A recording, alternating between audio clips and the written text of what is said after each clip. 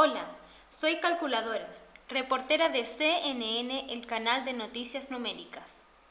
Hoy les presento mi reportaje maestro sobre la guerra en el país de los reales. Después de 3 años de censura, al fin puede ser presentado al público. Deben tener en cuenta que el reportaje que verán requiere de su discreción por la crudeza de las imágenes. El país de los números reales. En mis años de reportera de guerra, he vivido muchos momentos excitantes, pero sin duda uno de los más emocionantes fue mi visita al país de los números reales. Parece que ha pasado un siglo desde que estuve allí. Sin embargo, recuerdo a la perfección cada instante, cada momento de esa inolvidable experiencia.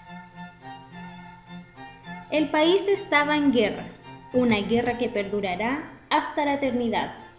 Las dos grandes familias de los números reales, siempre enfrentadas, mantenían una cruenta lucha por conseguir el poder y el control de la nación. Como ya os podréis imaginar, se trata, de los números racionales e irracionales. Cuando pisé por primera vez las tierras reales, me encontré con un país dividido en dos frentes opuestos. Decidida en conseguir el reportaje de mi vida sobre el conflicto, me encaminé hacia la zona de ocupación racional. Los racionales eran, sin duda, un pueblo bien jerarquizado y organizado. Al mando de las tropas, un único general, el Cero, un numerito rechoncho y de apariencia insignificante que controlaba a la perfección a los racionales y que con sus estrategias conseguía anular cualquier avance irracional. Lo cierto es que nada de esto podría ser posible sin esa organización. La base de todos eran los números enteros. Ellos se encargaban de los administrativos y suministros del bando racional. Los enteros eran dos castas: los naturales, descendientes de los primeros pobladores de las tierras reales, y los negativos, colonizadores que fueron alcanzando cada vez mayor relevancia en el país. El ejército estaba constituido por los números fraccionarios, decimales exactos, ejércitos de guerra, periódicos puros, que era el ejército de aire, y números mixtos, el ejército de mar. Mientras que los decimales exactos se caracterizaban por su ataque rápido y efectivo, los decimales periódicos, tanto mixtos como puros, conseguían desgastar a su enemigo con tácticas tan repetitivas que parecían infinitas.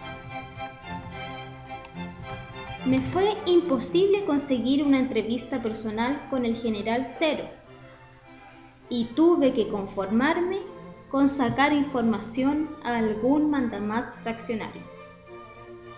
Me dirigí entonces, un poco desilusionada, a la zona irracional.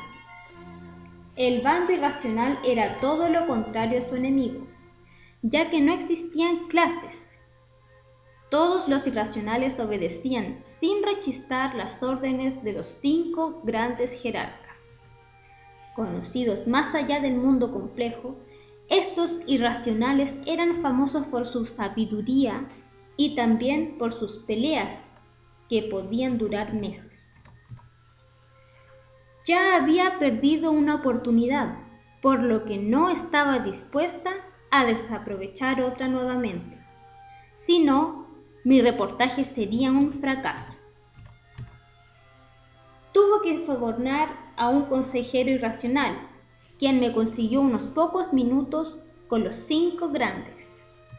Después de recorrer interminables pasillos, llegué a la gran sala, donde me esperaban con su arrogancia y superioridad habituales. La verdad es que estaba un poco nerviosa. Os preguntaréis quiénes eran los 5 jefes irracionales. Ellos son el número áureo, el número pi, el número e, raíz de 2 y raíz de 3. El primero al que saludé fue al número de oro, resplandeciente y altivo. Para muchos era la perfección elevada al máximo exponente. Su fama había llegado a los lugares más remotos y era adorado y aclamado por sus inmensas cualidades. El número pi era el divertido del grupo. Su sentido del humor y buen carácter le granjearon las simpatías del pueblo irracional. Serio y extremadamente inteligente era el número e. Ninguna de mis preguntas consiguió descolocarle y así comprendí que él era el cerebro del grupo. Los otros 2, raíz de 2 y raíz de 3, eran guerreros que no procedían de ningún linaje sino del común de los irracionales y que habían alcanzado grandes méritos en campañas militares, así que eran los encargados de poner en práctica y planear las distintas estrategias. La entrevista acabó enseguida y los dejé ahí en su gran salón, discutiendo sobre quién era el responsable de la última derrota. Tuve que abandonar el país antes de tiempo por la inestabilidad del conflicto, y aunque no pude profundizar todo lo que hubiese deseado, mi trabajo fue reconocido, ya que no son muchos los que han conseguido llegar hasta tan lejos. Mis últimas noticias son que el conflicto continúa.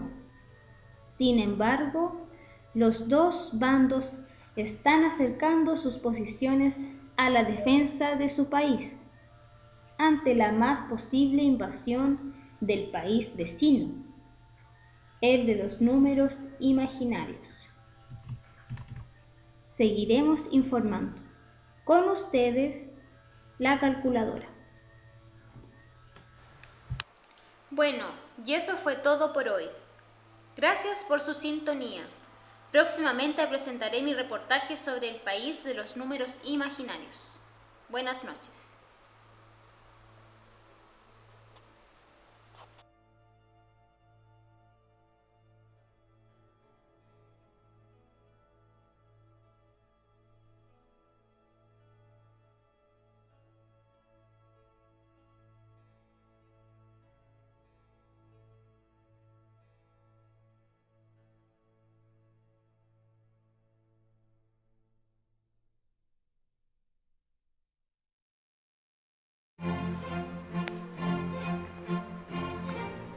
Hola, soy Calculadora, reportera de CNN, el canal de noticias numéricas. Hoy les presento mi reportaje maestro sobre la guerra en el país de los reales. Después de 3 años de censura, al fin puede ser presentado al público. Deben tener en cuenta que el reportaje que verán requiere de su